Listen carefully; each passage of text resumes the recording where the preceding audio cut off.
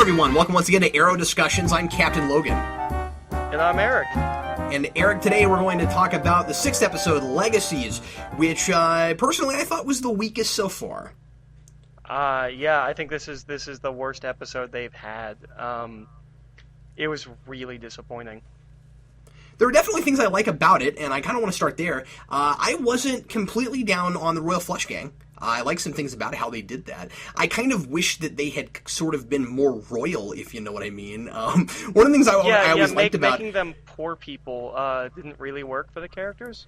Well, I think it worked okay for the fact that they didn't call them the Royal Flush Gang at any point in the episode that I recall. Yeah, but they've been doing that through the whole thing. They don't call him Green Arrow. Deathstroke never got named.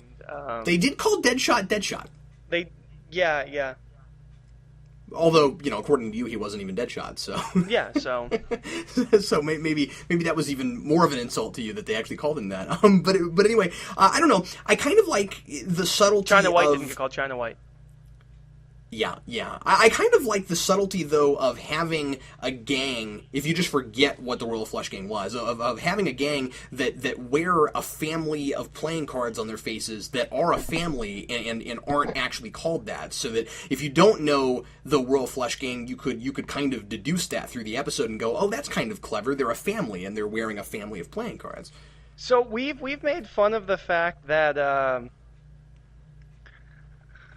they keep kind of doing stuff from the Nolan Batman movies, like the Rattle the Cages thing.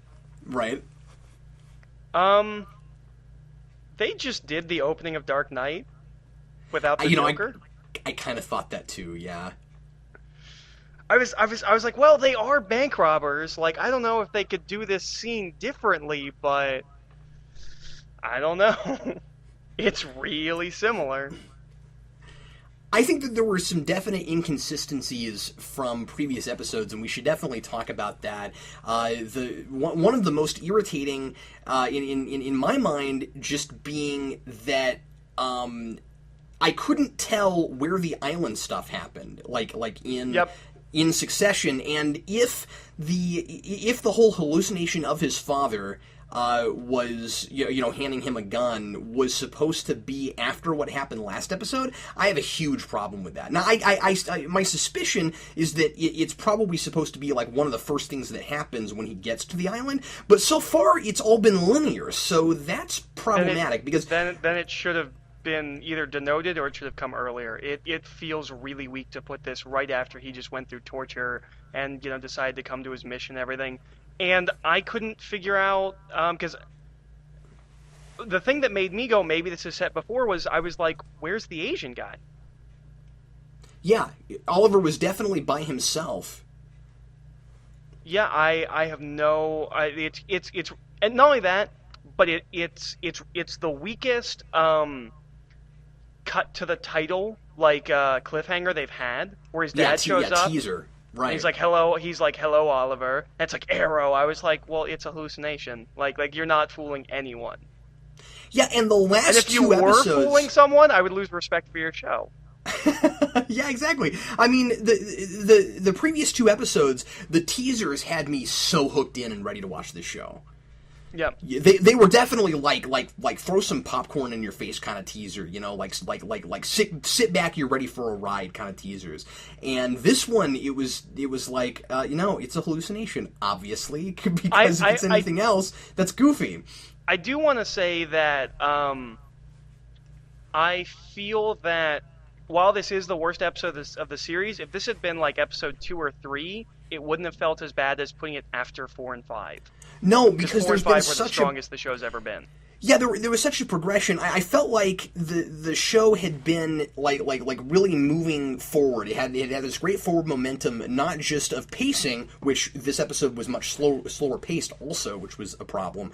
But I mean, but also just that the quality was being stepped up episode to episode. And I feel like if you liked the pilot a lot, and you if you liked the pilot a little bit more than we did, and the show's just been okay for you, then maybe this episode won't bug you as much. But I thought 4 and 5, it was really going in a direction. And I just took a couple steps back for me here. And this I think could it just took be a a lot dud of steps episode. back.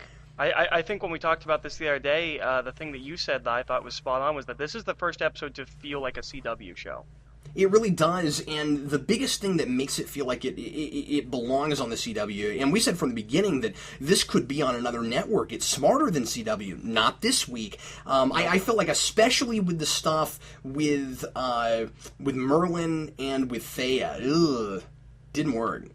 Yeah, that was irritating. That was my big issue. You're talking about like continuity stuff. My biggest issue with this was that the last time we saw Merlin and Laurel together, they said that they were going to try dating regularly, and then when it comes to this episode, she acts like they've just slept around a couple of times, in moments of weakness, and she doesn't want to go back to that, and it really didn't feel like this. Like, it almost felt like this should have been a flashback to when they first went out. Well, one of the things that you seemed very impressed with a couple episodes ago was that they were moving some of these relationships a bit faster than we thought maybe they would, and that they weren't stringing us along. And this is a very much stringy along kind of episode. Yeah, well, and the same thing happened with the sister. In 2 or 3 episodes ago, they're in that club, and she says that Merlin's sleeping with Laurel. And then in this episode, when he asks about a girl, apparently she thought it was herself, which is really weird given how the scene plays, because he doesn't come looking for her and asking her what she would do, or he didn't come asking for her advice. He came for Oliver's advice, and then he left, and he goes, "Well, I guess maybe you can help because you're a girl." It was weird. She was. Yeah, that's a great point. He didn't go for her in the first place. Yeah, she was. And what the thing is, she's been my least favorite part the last couple episodes, but she's been so in the background that she didn't mess with the awesome stuff going on. I'm starting to worry that Merlin is that character in this show they don't know what to do with. Because he's been absent almost completely for the last 2 episodes, and then suddenly he comes back, and it's, at least in my opinion, the worst episode so far. I really hope that that's not a trend. I really hope that they're able to do something with that character where he feels relevant. Because right now, write him out of the show, from where I'm sitting. What kind of feels like if in Smallville, they had the pilot where Clark and Lex become friends, and you're like, oh, this is really interesting because these guys are going to be mortal enemies or friends. And then if, like, the rest of Smallville was them not knowing how to have them interact with each other, or not interact, but, like, they didn't know how to use Lex as in the plot. And that's how it feels like with him. They have no idea how to... They know, or I think they know, that they want this guy that's his best friend to become, like, the arch enemy. Right. But they don't know what to do with him until they get to that point. Well, and using him as, like, the big, kind of male romantic figure, I really don't think is the direction to go with that. Because so far, all he does plot-wise is, try to get with Laurel. And, I was fine with it when it looked like they were going to date and that was just going to be a thing for a while. But it being like we have to watch him try to get with her after we saw them kind of already get together, I'm with you. I thought we already did this. Especially, and Laurel was really bad in this episode too. Like, he comes and he's like, "Look, I'll give you like thousands of dollars to throw this fundraiser," and she's like, "No." And then when they're at the party, that guy comes over, and when she walks away to deal with him, she gives him like a nana face. And then when she comes out, when the sister is puking, she's like, "How could you possibly think I was actually interested in him?" It was really, really poorly written, and the thing that kind of we discussed was that this is the first episode where one of the 3 main writers is back since the Deadshot episode. It is co-written by one of the other writers from 4, but it's Mark Guggenheim. I noticed 2 really big things that felt like going back to the writing from the pilot, and I really hope that this isn't going to be a trend, but it's starting to look like one. So we've got one of the main producers back writing, and we've got some of those just kind of like silly, really bland kind of jokes that aren't very inspired, and then like references to things that Oliver missed when he was gone. Now, some of that here and there is kind of okay. The problem is the writers for 4 and 5 didn't feel the need to plant those everywhere, and now they're back like they were in the first episode. It's just taking me out. There's a lot of things taking me out. It feels like when I said the show took a couple steps back, part of what I mean is that it feels like the show itself, these characters kind of missed some episodes they were in. Yeah, there was a lot of that. The same thing happened with the mom. Yes. Go ahead.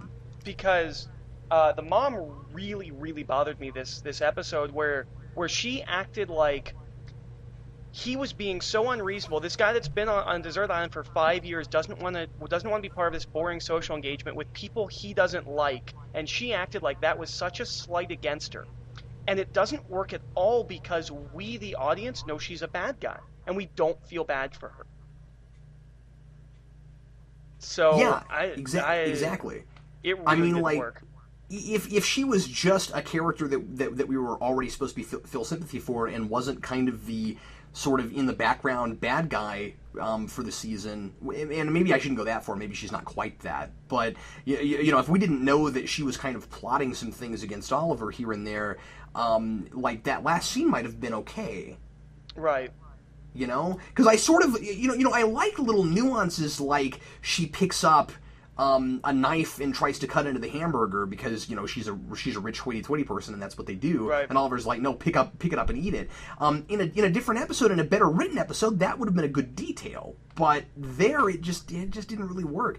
I have an example of a piece of writing that I thought was just like kind of subpar for the show. One of those jokes that doesn't quite work, where they're setting up for that fundraiser, and Laurel says she wants carrot cake, and Merlin says, "Are you sure Bugs Bunny hasn't RSVP'd yet?" That's not funny. Right. No, it's not funny at all. And then she laughs like it's really funny and clever. Yeah, and I mean, maybe they were just trying to do an awkward thing, but yeah, I didn't like that. Also, something I noticed this episode is they're throwing around CNRI a lot, and I always hated the idea that that's what the firm is called. Yeah.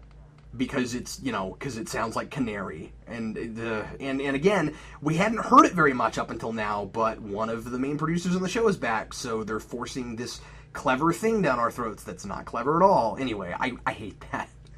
Yeah. The one thing that I thought was a cool idea was that the Royal Flush Gang had kind of been put in a situation that they were in because of Ollie's father laying them off. Yes, that was a great idea. I like that idea. What happened with it, less so, but I don't know, I really didn't like this episode. I thought it was really weak. Before we go, I also want to mention kind of the main plot a little bit because we haven't talked about this, and that's another inconsistency, is the idea that Oliver doesn't want to go after the Royal Flush Gang because they're just a street gang.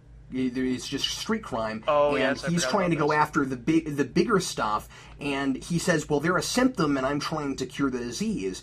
And you made a point to me on the phone the other day that I thought was really good when you said, well, if that's the case, why did you go after Deadshot? Yep.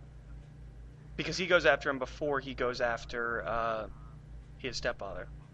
I felt like there were a number of things in this episode that would have been fine if this had been like the third episode. And what's weird is that I think Guggenheim wrote the Deadshot episode. Well, then that doesn't make any sense at all. Yep, he did. He wrote the Deadshot episode. Well, that's really weird. I mean, I don't think I'm missing anything there. It's just really strange. But he's like, no, I'm just gonna go after the people on my father's list, and if I take all of them out, then it'll fix the city. I mean, I like the idea that he's maybe oversimplifying things a little bit, and Diggle has to bring him down to earth.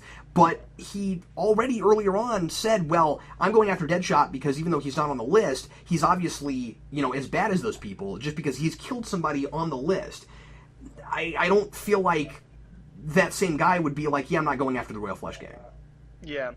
Well, hopefully next episode's better because it's co-written with Jeff Johns. Oh, okay. Well, that's interesting. Yeah. I also wanted to say that maybe it's a little bit appropriate that this episode felt a little bit more CW to me, considering that the actress that played Nell from Smallville was the Queen. Yeah. I just want to throw that out there. I didn't pick that up. Funny. You did. She was fine in it. She didn't get very much to do, but... No. Yeah, it's a really weak episode, and it's just disappointing given all the goodwill it built up. But it also might just be a dud episode. Yeah, well, I thought that too. I'm like, all shows have clunkers. Maybe this is just one of them. It feels really clunky after the last two. Well, we'll see what happens next week. Well, everybody, thanks a lot for listening to Arrow Discussions. I'm Captain Logan.